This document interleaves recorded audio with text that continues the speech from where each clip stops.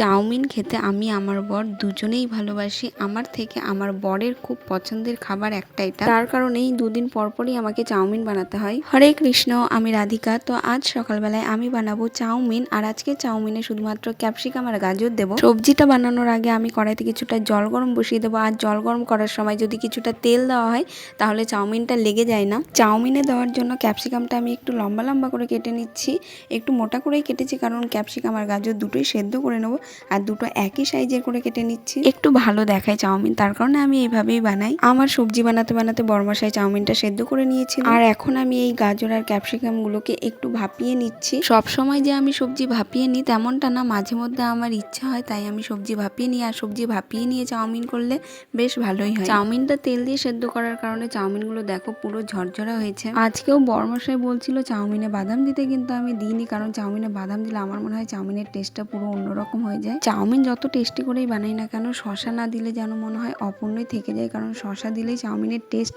আরো দ্বিগুণ হয়ে যায়।